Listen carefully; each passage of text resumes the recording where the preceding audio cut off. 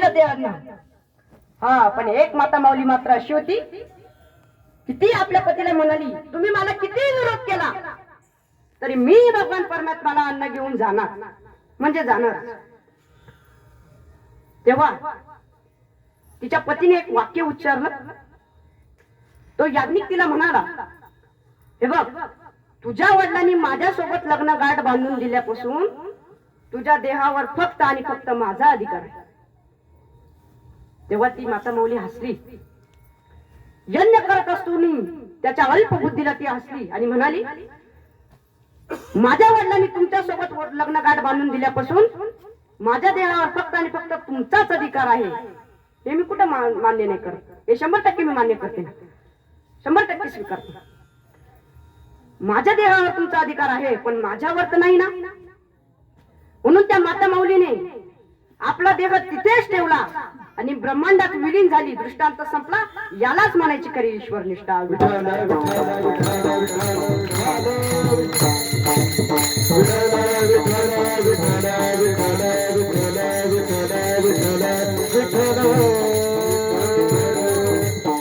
उल्लंघुनिया भ्रताराची आज्ञा अन्न ऋषी पत्न्या घेऊन गेल्या. अवघेची त्यांचे देवे केले काज धर्मानी लाज राखीली. तुकोबरांचे प्रमाण ऐका आता. तुकोबरांचे वचन ऐका.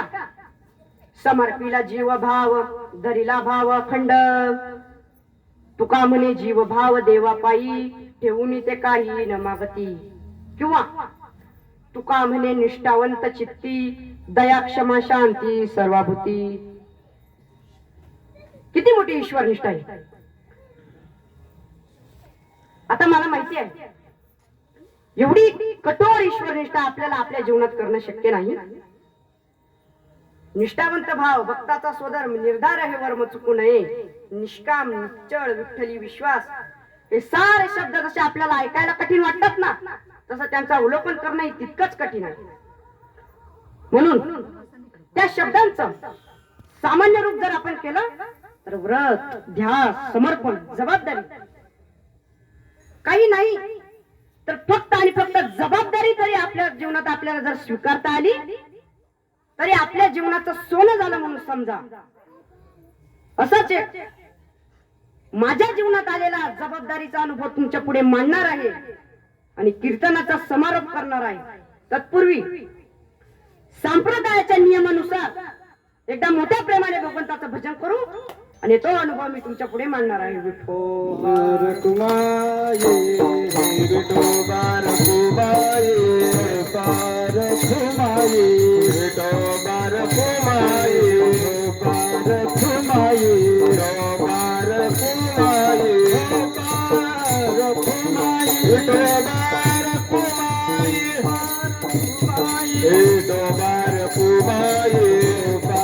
कुमाये पार कुमाये विठोबार कुमाये पार कुमाये विठोबार कुमाये पार कुमाये विठोबार कुमाये पार कुमाये विठोबार कुमाये पार कुमाये पार कुमाये पार कुमाये पार कुमाये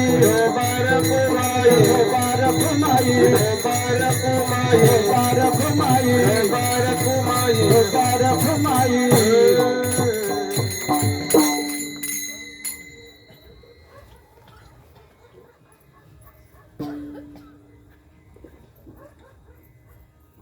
आताच मागे मला उन्हाळ्याची सुट्टी होती. उन्हाळ्याच्या सुट्टीमध्ये मावशीकडून मला निरोप आला, अरे श्याम उन्हाळ्याची सुट्टी आहे तर 10-15 दिवस येतो का माझ्या घरी राहायला. मावशी स्वतः आली आणि मला इथून घेऊन गेली. कारण अंतर लांब असल्यामुळे मावशी सध्या रत्नागिरीला राहते आणि तिथेच नोकरी करते.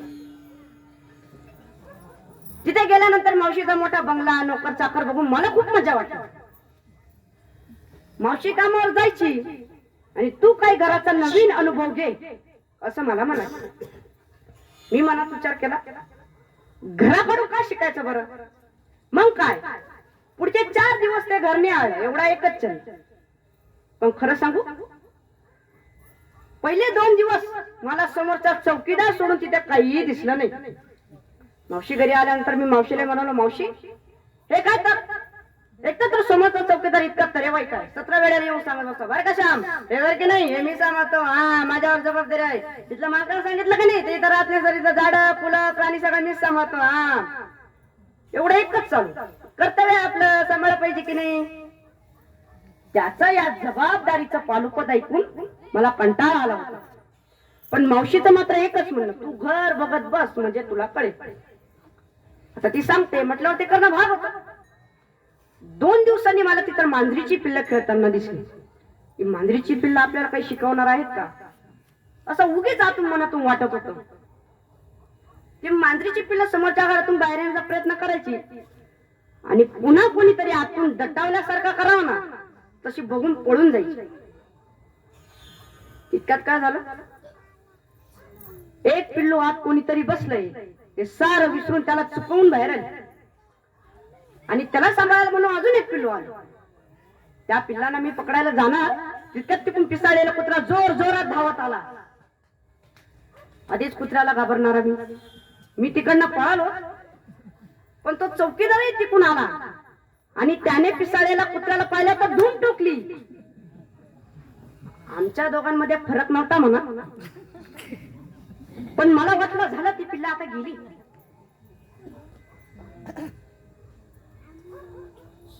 मी डोळे उघडून बघितले तर काहीतरी वेगळंच घडलं होतं. क्षणार्धात घरातूनच आतून आलेल्या एका कुत्र्याने झडप घातल्यासारखं आवेगाने येऊन त्या पिल्लांना जवळ घेतलं आणि अक्षरशः तो त्यांच्यावर पालथा झोपला. गुरगुरणारा पिसाळलेला कुत्रा एक पाऊल पुढे टाकू शकला का? घरातून आलेल्या कुत्र्याने नुसतं पिल्लांना वाचवलं नव्हतं, तर तो अशा पद्धतीने समोरच्या कुत्र्याकडे बघत होता की एक पाऊल पुढे टाकेल तो. त्याचा स्ट्रॉंग फोकस इतका जबरदस्त होता की ज्याचं नाव ते एखादा खर्जातील गंभीर सूर लागावा आणि त्यांना अवघं वातावरण वेधून घ्यावा ना, तसं काहीतरी झालं होतं तिथे. हे सार पाहून पिसाळलेला गुरगुरणारा कुत्रा एक एक पाऊल मागे टाकत तिथून निघून गेला. हा कुत्रा अलगदपणे उठला. पिल्ला सुरक्षित आहे हे आलं आणि तितक्याच वडिलकीच्या नात्याने त्या पिल्लांना घरात घेऊन गेला. त्यांना सुरक्षित ठिकाणी ठेवलं आणि ते परत बाहेर पडणार नाही याची काळजी घेऊन एखादा राखणदारासारखं तिकडच्या गेटवर बसून राहिला. मी अवाक होऊन सारा पाहत होतो आणि तितक्यात त्या चौकीदाराचं वाक्य ऐकून तर आणखीनच खजीन झालो. चौकीदार तिकडून पळत पळत आला, कुत्र्याच्या पाठीवर थोपटला आणि म्हणाला, वा माझ्या वा गेदाना अंगाशी काय मर्दंगी दाखवल्यास गड्या, शिवाजी महाराजांचं मावळत की नाही तू, मी शिकवलं तसं केलं की नाही. आणि मागे मावशीकडे वळत मावशीला म्हणाला, बघितलं का मॅडम माझं तानाजी गड राखला की नाही. हे सगळं ऐकून असा राग आला होता त्याचा. केलाय कोणी, मिरवतोय कोण, कसला तानाजी बघतो, तानाजी आहे तर तू कोणीच नाही का, असे नाना प्रश्न पडत होते. जबाबदारी की नाही असं त्याचं मगाचं वाक्य जरा जास्तच ठळक होत होतं आणि त्याची किवही वाटत होती. केलाय कोणी, मिरवतोय कोण, कसला तानाजी, बरं तो तानाजी तर तू कोण असले का, असे नाना प्रश्न निर्माण झाले आणि त्याची किवही वाटत होती. मी मावशीकडे बघत मावशीला विचारलं, मावशी हे काहीतरी विलक्षण आहे का. मावशी म्हणाली, आहे की नाही. समोरच्या चौकीदाराला बाजूला हरकत मावशी म्हणाली, जबाबदारीची चेष्टा झाली ना श्याम, ऐकलं का, जबाबदारीची चेष्टा झाली ना त्याचा काय होत, काय होत,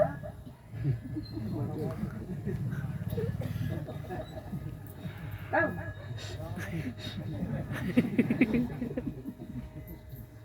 जबाबदारीची चेष्टा झाली की त्याचा अहंकार होतो आणि त्याचं ओझं झालं ना की त्याचं नैराश्य होतं. मावशी हे बोलत बोलत आत निघून गेली, पण या वाक्याने मला प्रचंड अंतर्मुख केलं. जबाबदारी खरं तर किती सहज वापरतो आपण हा शब्द. फारसी अरबी भाषेतून आलेले हे दोन्ही शब्द आणि अशी कधीतरी कळलेली त्याची व्युत्पत्ती, पण नेमका अर्थ काय, जबाब आणि दारी. खरंच एखादा माणूस आपल्या दारी येऊन विचारतो की काय म्हणणार, तुझा कसा वागणार आहेस, तू काय करणार आहेस आता.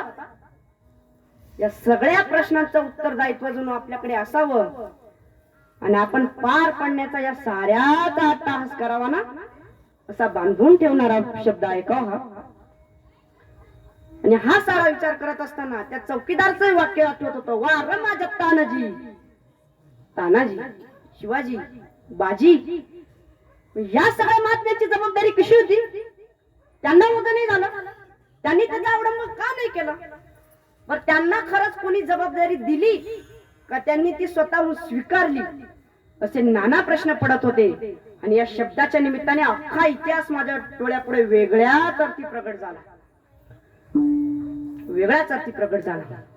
अहो, शिवरायांपासून तर पेशव्यांपर्यंत आणि पुढे स्वातंत्र्यवीरांपासून तर आताच्या सैनिकांपर्यंत प्रत्येक जण या जबाबदारी शब्दाला किती सहजतेने कवेत घेतो.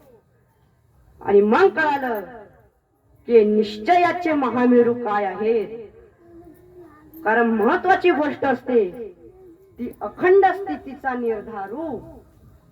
आणि हे जगद्गुरु तुकोबारा या अभंगातून बोलतात, निर्धार हे वर्म चुकू नये. महत्वाची गोष्ट निर्धार हे वर्म चुकू नये, अखंड स्थितीचा निर्धारू. महत्वाची गोष्ट असते ती अखंड स्थितीचा निर्धारू.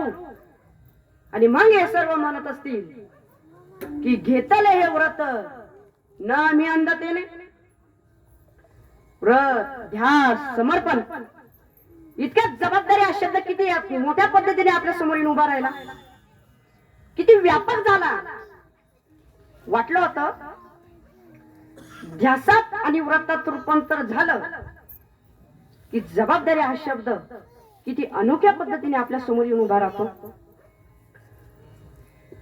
पण हे सारं केव्हा घडू शकतो? आपल्या पल्ल्यावर जाता येतं तेव्हा. म्हणजे अहो, समर्पण करता येतं तेव्हा. करता येईल का आपल्याला समर्पण? थोडा विचार केल्यानंतर आपण म्हणतो आपण आपला वेळ नाही का द्यायचा या सगळ्यांसाठी, आपण आपला वेळ देतो सगळ्यांसाठी. पण हे समर्पणाचं उत्तर नाही. एका सैनिकाची गोष्ट लहानपणापासून ऐकत आलो होतो. ते समर्पण ऐकल्यावर आपण ते करूच शकत नाही हे आणखीनच पटत जात. गोष्ट अशी आहे की एकदा कर्नल लेले आणि त्यांच्या सोबत असणारी ही सारी टीम काश्मीर मध्ये एक बर्फाचा कडा खाली कोसळला आणि त्यात काही जवान शहीद झाले. त्या शहीदांचा मृतदेह शोधण्याचं काम चालू होतं. ऑपरेशन पूर्ण झालं. ऑपरेशन पूर्ण झाले आणि त्यानंतर एक शिपाई लेल्यांच्या समोर आला आणि म्हणाला, साहब, 1 महीने की छुट्टी मिल सकती है. लेले ने विचारलं, क्यों, क्या हुआ, कोई तकलीफ? त्या क्षणी त्या माणसाच्या फक्त डोळ्याच्या कडा पाणवल्या आणि तो म्हणाला, साहब, यहाँ जो जवान शहीद हुए हैं ना, उनमें से एक मेरा बेटा है. कर्नल लेले सुद्धा आवाज झाले आणि म्हणाले, पहिले क्यों नहीं बताया? काय उत्तर असलं त्यांचं? म्हणाले, sir, duty first, family afterward, पर मुझे इसे घर ले जाना है, घर में सभी को संभालना है, क्या मैं जा सकता हूँ? तरी तो माणूस विचारतो, क्या मैं जा सकता हूँ? एवढं सगळं झाल्यानंतर तो माणूस म्हणतो, सर, मैं पहले जवान हूँ, फिर मैं एक बाप हूँ. अहो, खरा बाप माणूस म्हटला पाहिजे होतो आणि त्याचा विचारही तितका श्रेष्ठ. ह्या समर्पणाला कुठल्या जबाबदारी नावाच्या आपण इवल्याशा चौकटीत बसवणार आहोत? ड्युटी म्हणजे तरी काय, कर्तव्य म्हणजे तरी काय, जबाबदारीच ना. पण त्या एवढ्या अफाट भूमिकेला 5 अक्षरांच्या चिमटीत बंद करता येईल? छे, तो शब्द छोटा होईल ना. अशी जी उदात्त परंपरा आहे, या साऱ्या शब्दांच्या जवळ किंवा यांना मिठी मारून एक शब्द पुढे येऊ लागतो, तो म्हणजे काय? देशाप्रतीची निष्ठा. कदाचित व्याप्त अथांग झालेला निष्ठा हा शब्द आल्यावर ना एकदम असीम आकाश झाला हो. आणि निष्ठा हा शब्द आला ना की संतांची मांदियाळी आठवू शकत नाही, असं होऊच शकत नाही. निवृत्तीनाथ दादांना समाजाने विचारलेले लाखो प्रश्न आठवतात, समाजाने दिलेला त्रास आठवतो. विठ्ठलपंत आणि रुक्मिणी आई गेल्यानंतर कधी त्राग न करता सांभाळलेले तिने भावंड आठवतात, जपलेलं योगी तत्व आठवतं. जे निवृत्तीनाथ दादांचं तेच संत नामदेवरायांचं आणि तेच तुकोबारायांचं. इतक्या भक्कम पायाच्या निष्ठेवर ही ईश्वर निष्ठांची मांदियाळी जेव्हा उभी राहिलेली दिसते ना, तेव्हा नतमस्तक होत असेल हो जबाबदारी हा शब्द सुद्धा. आणि हा सगळा विचार करत असताना तुकोबारायांच्या शब्दांनी आधार दिल्यासारखं वाटतो. काय निष्ठावंत भाव, भक्ताचा स्वधर्म, निर्धार आहे वर्म चुकू नये. ध्यासाला असणारा अखंड स्थितीचा निर्धार काय, आणि येथे निष्ठावंताला वरिष्ठ पण देणारा निर्धार काय. सारखं जबाबदारी घेणं आणि जबाबदारी येणं यात फरक आहे. जबाबदारी जेव्हा येते ना तेव्हा ती पत्करावीच लागते. कधी कंटाळून, कधी वैतागून, कधी तनतन करून, कधी त्रागा करून, कधी टोकाचा वजा बाळगून, नैराश्य बाळगून. पण जबाबदारी जेव्हा घेतली जाते ना तेव्हा तुमच्या आमच्यासारखे पालखी सारखी मिरवतात हो अनेक जण. कधी ध्यासानं, कधी निष्ठावंत होऊन, कधी जबाबदारीनं, तर कधी समर्पणानं.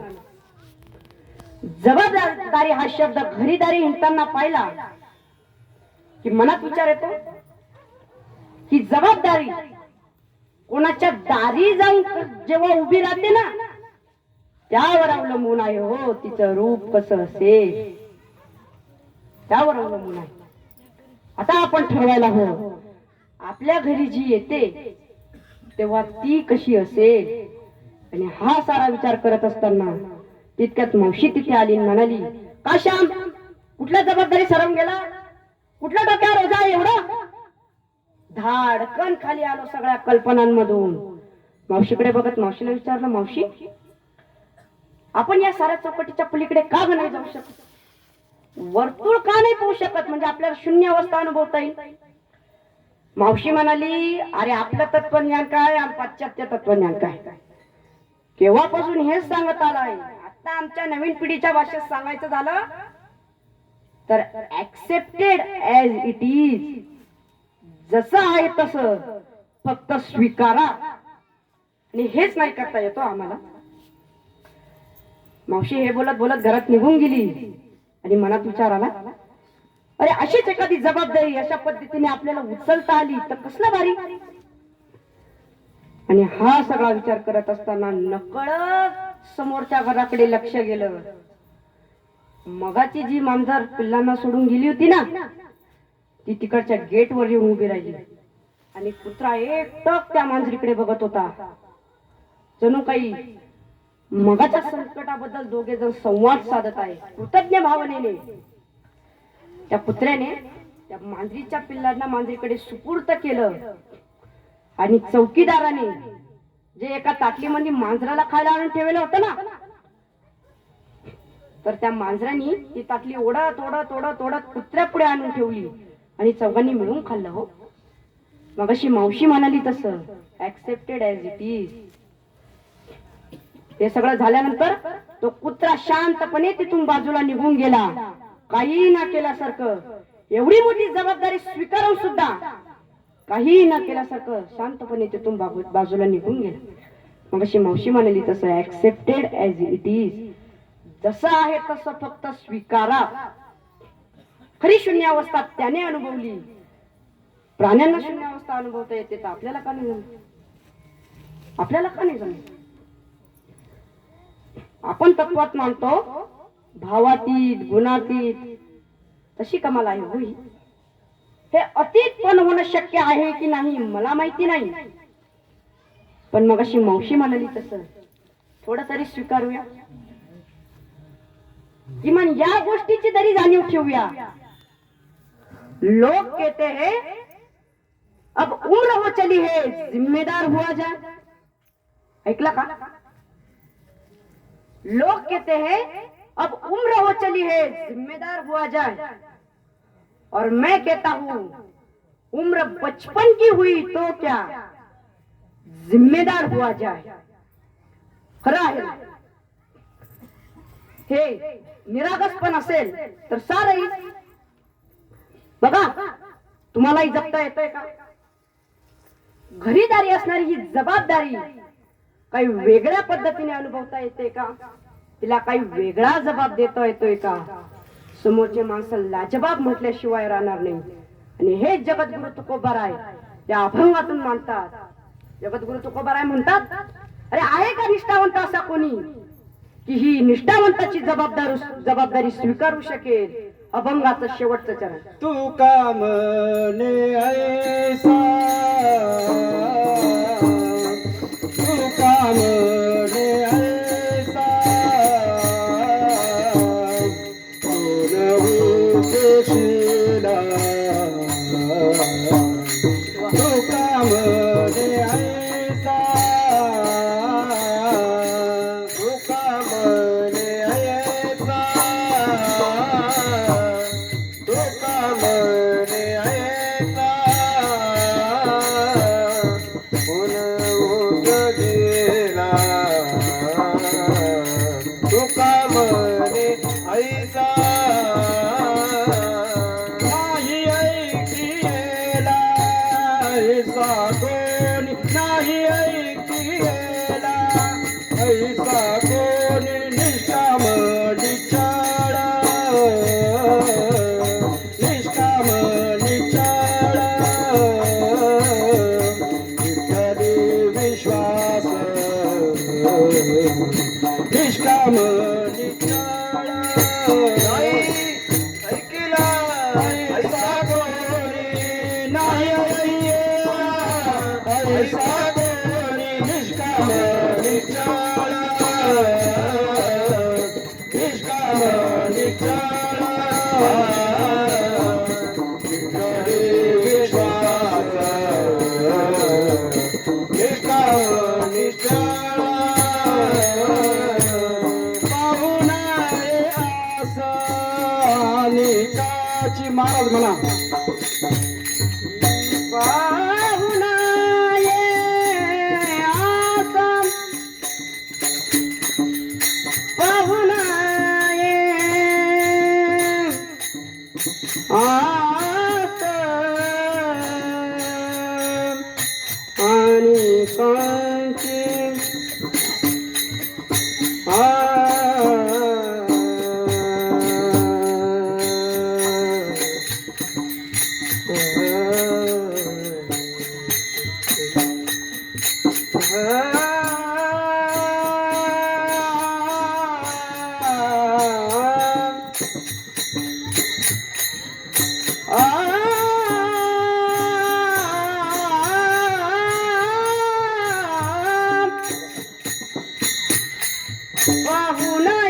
आसा आणि कांची, आणि कांची, आणि कांची.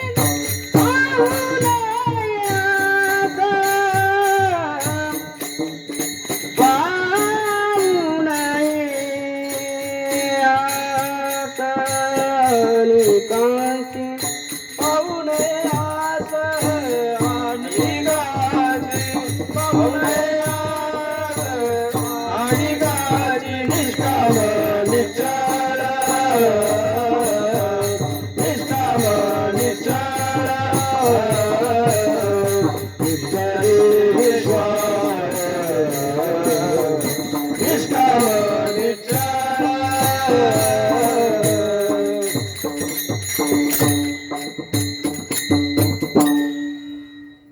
माझ्यासोबत आलेले माझे मामा भास्कर सर, माझे मोठे बंधू गौरव आणि दुसऱ्या दिवसाची कीर्तन रूपी सेवा बर्वे काकांच्या वस्तीवर हे सारे भजनी मंडळ, प्रणव मामा, मृदंगाचार्य, गायनाचार्य आणि टाळकरी सर्वांचे आभार मानतो आणि माझ्या वाणीला पूर्ण विराम देतो. ज्ञानेश्वर ज्ञानराज माऊली तुकाराम, ज्ञानराज माऊली तुकाराम, ज्ञानेश्वर माऊली, ज्ञानराज माऊली तुकाराम, ज्ञानेश्वर माऊली, ज्ञानराज माऊली तुकाराम, ज्ञानेश्वर माऊली, ज्ञानराज माऊली तुकाराम, ज्ञानराज माऊली, ज्ञानेश्वर माऊली, ज्ञानराज माऊली तुकाराम.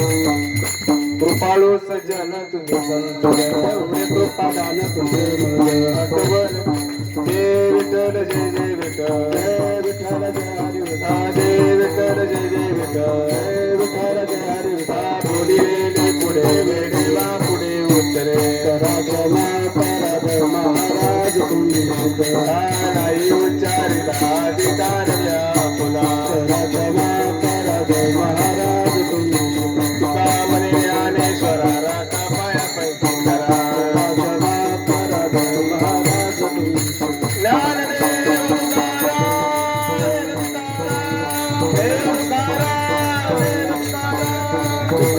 तुकाराम